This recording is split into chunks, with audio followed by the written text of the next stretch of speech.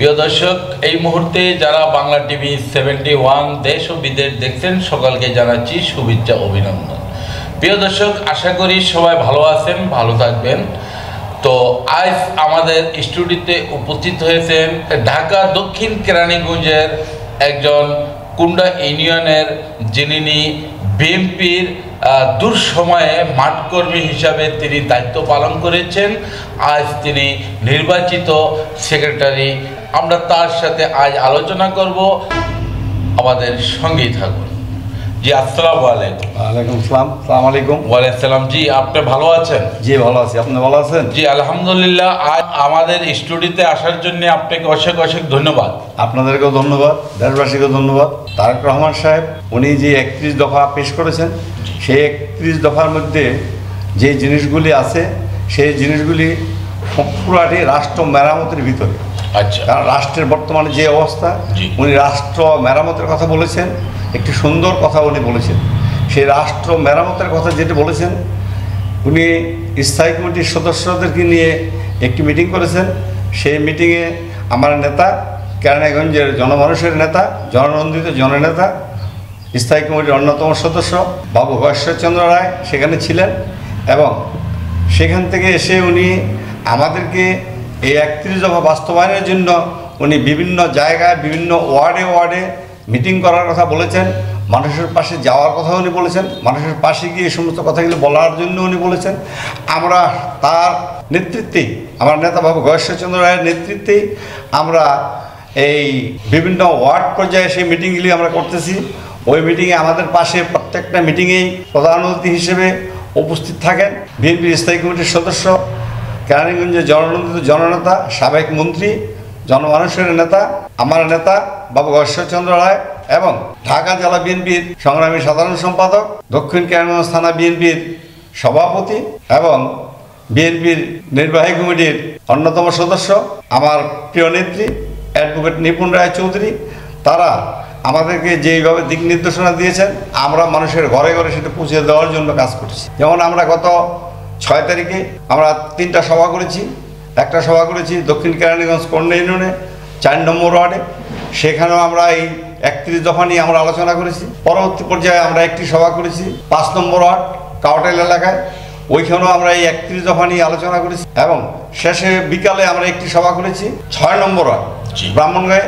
সেখানেও আমরা 31 দফা নিয়ে আলোচনা করেছি। এবং যারা শীতার্থ মানুষ, সেই তারেক রহমান সাহেবের নির্দেশে আমাদের সেটাকে বাস্তবায়ন করার লক্ষ্যে আমরা আমার নেতা বাবু ঈশ্বরচন্দ্র রায়ের পরামর্শ নিয়ে, সে আমাদেরকে যেভাবে পরামর্শ দিয়েছেন সেই পরামর্শ মোতাবেক, এবং নিপুণ রায় চৌধুরী আমাদেরকে যেভাবে দিক নির্দেশনা দিয়েছেন, আমরা সেই মোতাবেকই আমরা কাজ করে যাচ্ছি দলের জন্য এবং দেশের মানুষের জন্য, যাতে করে যে কাজগুলি করলে দেশের মানুষের উপকার হবে, সেই কাজগুলি আমাদের করার জন্য আমাদের অ্যাক্টিং চেয়ারম্যান সাহেবের এই 31 দফার ভিতরে আছে। যেমন উনি 31 দফায় বলেছেন রাষ্ট্র মেরামতের কথা।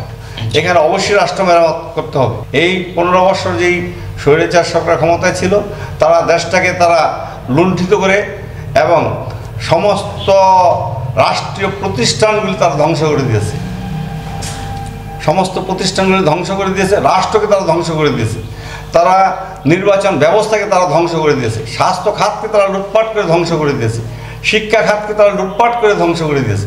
আমার নেতা তারেক রহমান সাহেব এগুলিকেই মেরামতের কথা ওই 31 দফার মধ্যে আছে। 31 দফার ভিতরে এই সমস্ত কাজগুলি, যেমন স্বাস্থ্য খাতের কথা উনি বারবার বলেছেন। আজকে দেখেন আমার নেত্রী, দেশনেত্রী বেগম খালেদা জিয়া, উনি স্বাস্থ্যের জন্য, চিকিৎসার জন্য উনি আজকে লন্ডনে আছে। যদি আমাদের দেশের স্বাস্থ্য ব্যবস্থা ভালো থাকতো, তাহলে ওনার আজকে লন্ডন যেতে হতো না, ওনার চিকিৎসা বাংলাদেশে হতো। কিন্তু আমাদের সেই স্বাস্থ্য খাত ভালো না বিধায় আজকে তাকে চিকিৎসার জন্য লন্ডনে যেতে হয়েছে। এবং বারবার উনি বলেছেন, বারবার ওনার ডাক্তার সাহেবরা বলেছেন তাকে উন্নত চিকিৎসার জন্য বাইরে যাওয়ার জন্য। আজকে যদি আমাদের দেশের স্বাস্থ্য খাত ভালো থাকতো, তাহলে ডাক্তাররা তাকে পরামর্শ দিতেন এই দেশে ভালো হাসপাতালে থেকে তাকে চিকিৎসা করার জন্য। কিন্তু সেই ভালো চিকিৎসার ব্যবস্থা আমাদের দেশে নাই। এখান থেকে মানুষ স্বাস্থ্যর খাত থেকে গরিব মানুষ যারা আছে, মধ্যবিত্তি যারা আছে এবং ধনী যারা আছে, তারাও পিছায়। কারণ ধনী লোকও এই দেশে চিকিৎসা পাচ্ছে না, মধ্যবিত্ত এই দেশে চিকিৎসা পাচ্ছে না, গরিবও এই দেশে চিকিৎসা পাচ্ছে না। তার জন্য আমাদের স্বাস্থ্য খাতটাকে মেরামত করতে হবে। শিক্ষা খাত, যেমন আজকে এই 15 বছর এই সরকার শিক্ষা খাতকে ধ্বংস করে দিয়েছে। শিক্ষার মেধার কোনো বিকাশ ঘটেনি। কারণ শিক্ষা প্রতিষ্ঠান ঠিকই আছে, লুটপাট করে এটাকে শেষ করে দিয়েছে, শিক্ষার কোনো উন্নয়ন ঘটে নাই। কাজে আজকে তারেক রহমান সাহেব এই শিক্ষার কথাই উনি বলেছেন, যেই কথাগুলি উনি বলেছেন সেই কথাগুলি সমস্ত মানুষের উপকারের কথাগুলি উনি বলেছেন, যেই সমস্ত কাজগুলি করলে মানুষের উপকার হবে। উনি রাষ্ট্রের ক্ষমতা নেওয়ার জন্য কোনো কথা বলেননি, উনি সাধারণ মানুষের যাতে করে সাধারণ মানুষ উপকৃত হয় সেই কথাগুলি উনি বলেছেন। কারণ আমরাও চাচ্ছি দেশনায়ক জনাব তারেক রহমান সাহেব আমাদেরকে এই যে 31 দফা উনি দিয়েছেন, এই 31 দফা বাস্তবায়ন করার লক্ষ্যে আমরা মিটিং মিছিল করে যাচ্ছি, মানুষের বাড়িতে বাড়িতে আমরা যাচ্ছি, মানুষকে আমরা বুঝাচ্ছি, মানুষ যাতে করে এটা বুঝতে পারে যে হ্যাঁ রাষ্ট্রটা মেরামতের প্রয়োজন, এবং এই মানুষ সেটা বুঝতেও আছে। আমরা বাড়িতে বাড়িতে গিয়ে উঠান বৈঠক করছি, আমরা গ্রামে গ্রামে গিয়ে উঠান বৈঠক করছি, গ্রামের মাতবর, সর্দার, যুবক এবং মেহনতি মানুষ তারা কি চায়, তারা কেমন রাষ্ট্র চায়। কিন্তু তারা কেমন রাষ্ট্র চায়, আমরা যুবকদেরকে, অনেক যুবক বেকার আছে, সেই বেকার যুবকদের কর্মসংস্থানের কথা উনি বলেছেন। আমরাও চাচ্ছি সেই বেকার যারা আছে, শিক্ষিত বেকার যারা আছে, যারা চাকরি পাচ্ছে না, তারা যদি এই তারেক রহমান সাহেব যেভাবে বলছেন যে বেকাররা কী চায়, তারা চাকরি চায়, কিন্তু চাকরি কোথায়, দেশে তো চাকরি নাই, কাজ নাই। তারেক রহমান সেটি চাচ্ছে যে যাতে করে দেশে কর্মসংস্থানের ব্যবস্থা হলে তারা চাকরি পাবে। আবার সাধারণ মানুষ কি নির্বাচন ব্যবস্থা, সেই নির্বাচন ব্যবস্থা তারা পরিবর্তন চাচ্ছে। কারণ আজকে সংবিধানটা আমি মনে করি একটু রদবদল করা প্রয়োজন। কারণ তারা যে তত্ত্বাবধায়ক সরকার ছিল, এই তত্ত্বাবধায়ক সরকার ব্যবস্থাটা হাসিনা সরকারের সময় এটা তারা ধ্বংস করে দিয়েছে, অবিচার তারা করেছে। কারণ এই ব্যবস্থাটা যদি নতুন করে সংস্কার করা হয়, এইটাও রাষ্ট্র মেরামতের ভিতরে। আজকে যদি সুন্দর একটা নির্বাচনের ব্যবস্থা করতে হলে একটা নিরপেক্ষ সরকারের দরকার, নিরপেক্ষ সরকার ছাড়া নিরপেক্ষ নির্বাচন করা সম্ভব না। এই নিরপেক্ষ সরকারের অধীনে নির্বাচন করতে হলে আগে একটা নিরপেক্ষ সরকার গঠন করতে হবে। তারেক রহমান সাহেব সেই কথাই বলেছেন যে নিরপেক্ষ সরকারের প্রয়োজন। কারণ আমরা দেখেছি, আমরা উপলব্ধি করতে পেরেছি, উনি যে 31টি দফা দিয়েছে, 31টি দফা প্রতিটা দফাই মানুষের কল্যাণের জন্য দফাগুলি, এই প্রত্যেকটা দফাই মানুষের কল্যাণের জন্য। আজকে যদি নির্বাচন ব্যবস্থাটা মনে করেন আমাদের পরিবর্তন হয়, একটি তত্ত্বাবধায়ক সরকার হয়, সেই তত্ত্বাবধায়ক সরকারের অধীনে নিরপেক্ষ সরকারের অধীনে নিরপেক্ষ নির্বাচন হবে, নিরপেক্ষ সরকারের নির্বাচনের মাধ্যমে মানুষ যার ভোট সে দিবে, যাকে খুশি তাকে দিবে, যারা ভোটে নির্বাচিত হবে তারা এই সরকার গঠন করবে। এবং নির্বাচিত সরকার ছাড়া দেশকে উন্নয়ন করা, দেশকে আগে বাড়ানো কোনো অবস্থাতেই সম্ভব না। কারণ নির্বাচিত সরকার ছাড়া বহির্বিশ্বের কোনো রাষ্ট্র আমাদেরকে ওরকম সহযোগিতা করবে না।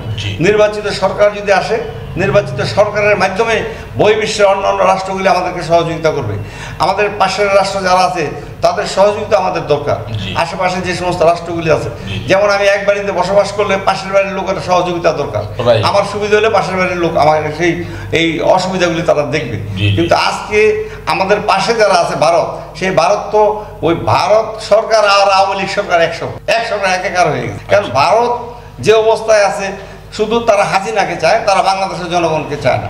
আর তারেক রহমান চায় যে সারা বাংলাদেশের জনগণকে যারা পছন্দ করবে, বাংলাদেশের পাশে যারা থাকবে, আমরাও তাদের পাশে থাকি। কারণ তারেক রহমান সাহেব প্রতিটা কথাই সে বলেছে মানুষের কল্যাণের জন্য। আজকে আমার নেতা বাবু গয়েশ্বরচন্দ্র রায় উনি মাঠে যেভাবে নামছে 31 দফা বাস্তবায়নের জন্য, আমরা আমার নেতাকে শ্রদ্ধার সহিত বলি যে আমার নেতা বাবু গয়েশ্বরচন্দ্র রায় এবং আমাদের নেত্রী অ্যাডভোকেট নিপুণ রায় চৌধুরী, ওনারা যেভাবে আমাদেরকে দিক নির্দেশনা দিছে, আমরা ওইভাবেই দেশের সাধারণ মানুষকে সাথে নিয়ে কাজ করে যাচ্ছি। তো আপনারা চাচ্ছেন যে একটি সুন্দর নির্বাচন হোক, বাংলাদেশের জনগণ যাকে খুশি তাকে ভোট দিবে। এই যে সিন্ডিকেট, যে ব্যবসাগুলা, সেই সিন্ডিকেটগুলা নিয়ে আপনাদের কি চিন্তা ভাবনা? আজকে দেখেন 31 দফার ভিতরে আছে আমার নেতা অ্যাক্টিং চেয়ারম্যান যেমন তারেক রহমান সাহেব, উনি বলেছে সিন্ডিকেট ভাঙতে হবে। সিন্ডিকেট যদি ভাঙতে পারি আমরা, তাহলে দ্রব্যমূল্যের দাম কমবে, দ্রব্যমূল্য মানুষ কম পয়সায় ক্রয় করতে পারবে এবং তারা সুন্দরভাবে জীবনযাপন করতে পারবে। কিন্তু আজকে যে আওয়ামী লীগ সরকার যেভাবে সিন্ডিকেট করে গেছে, এই সিন্ডিকেটে তারা কৃষক দাম পাচ্ছে না, কিন্তু যারা সিন্ডিকেট করে ব্যবসা করছে সমস্ত টাকাই তারা লুটপাট করে নিয়ে যাচ্ছে। কারণ গতকালকে দেখলাম যে কফি বা বিক্রি হয় 4 টাকা 5 টাকা পিস জমির মধ্যে, কৃষক বিক্রি করে, কিন্তু কৃষক পয়সা পাচ্ছে না। পয়সা যারা সিন্ডিকেটওয়ালা পয়সা লয়ে যাচ্ছে। তারেক রহমান সাহেব এইটাই বলছে, আমার নেতা গয়েশ্বরচন্দ্র রায় এটাই বলছে, সিন্ডিকেট ভাঙতে হবে। সিন্ডিকেট করে এই দেশ ভালো চলতে পারে না। এই সিন্ডিকেট করে গরিব মানুষ আরও ক্ষতি হবে, গরিব মানুষের, তারা ঠিক মতো জীবনযাপন করতে পারবে না। সিন্ডিকেট ভাঙতে হবে, দ্রব্যমূল্য মানুষের নিয়ন্ত্রণের ভিতরে আনতে হবে, তাইলে দেশ সুন্দর চলবে। আর আজকে দেখেন তারেক রহমান সাহেব যে বারবার বলছে নির্বাচনের সংস্কার। আজকে যদি তত্ত্বাবধায়ক সরকারের অধীনে নির্বাচন হয়, তাহলে যার ভোট সে দিবে, যাকে খুশি তাকে দিবে, যারা ভোট বেশি পাবে তারাই নির্বাচিত হবে। তা আজকে এই আওয়ামী লীগ সরকার তো 15 বছরে ভোটের ব্যবস্থাটা তারা ধ্বংস করে দিচ্ছে। তারা ভোটের ব্যবস্থা তারা রাখে নাই, কারণ তাদের প্রতি মানুষের ঘৃণা এসে গেছে। তাদের প্রতি মানুষের এমন ঘৃণা আসছে, তারা যত চাপ প্রয়োগ করছে। তারা বলছে আইডি কার্ড নিবে গা, তারা বিজেপি কার্ড দিবে না, টিসিবির মাল দিবে না, আবার বলছে তারা বয়স্ক ভাতা দিবে না, তারা বিধবা ভাতা দিবে না। চাপ প্রয়োগ করেও কিন্তু ভোটারদের ভোট কেন্দ্রে তারা নিতে পারে নাই, কারণ তাদের প্রতি জনগণের আস্থা নেই। আপনাকে ধন্যবাদ। আসসালামু আলাইকুম। জি প্রিয় দর্শক, এই মুহূর্তে আমাদের স্টুডিওতে এসে সেক্রেটারি সাহেব সুন্দর কথা বলে থাকেন যে দফাগুলা যে ধার্য করা হয়েছে সেই অনুযায়ী তারা কাজ করছে।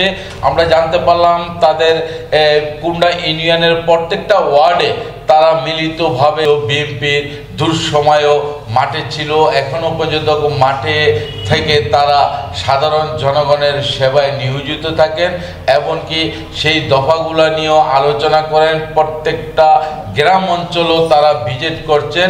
বাংলাদেশের জনগণ সচেতন হয়েছে যে যার ভোট শেষে দিবে, এখানে কোনো আপত্তি থাকবে না। কোনো এরকম একটা সরকারের প্রয়োজন, এই দেশ চালাতে হলে একটা নির্বাচিত একজন সুন্দর মনের মানুষ সরকার প্রয়োজন, যাতে জনগণের কল্যাণে কাজ করে, জনগণের কল্যাণে সেবা দেয়, সেই লক্ষ্যে একটি সরকারের প্রয়োজন।